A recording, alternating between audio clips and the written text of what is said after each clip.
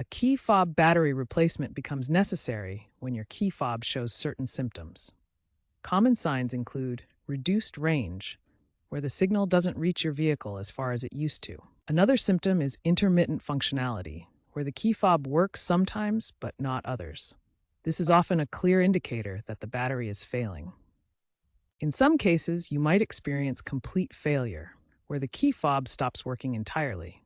This usually means the battery has died. Replacing the battery is a simple and cost-effective DIY fix. It's much cheaper than replacing the entire key fob or taking it to a dealership.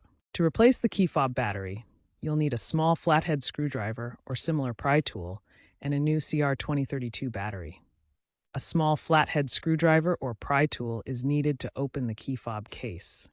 The CR2032 battery is the standard battery for the 1997 Chevy S-10 key fob. Make sure to use exactly the CR2032 type. It's 3 volts, 20 millimeter diameter, and 3.2 millimeters height. Using the correct CR2032 battery is crucial. The wrong type can damage your key fob. To open the key fob, first locate the seam along the edge of the casing. Insert the flathead screwdriver into the seam you located. Gently twist the screwdriver to separate the two halves of the casing.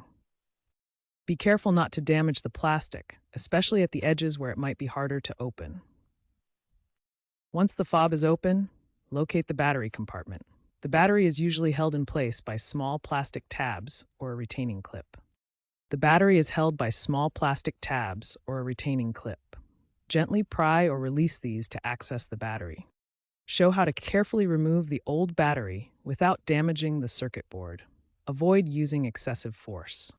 Insert the new CR2032 battery into the compartment. Ensure the battery is oriented correctly with the positive side facing up. You should hear it click or feel the battery snap securely into place. Visually confirm that the battery is securely seated in the compartment.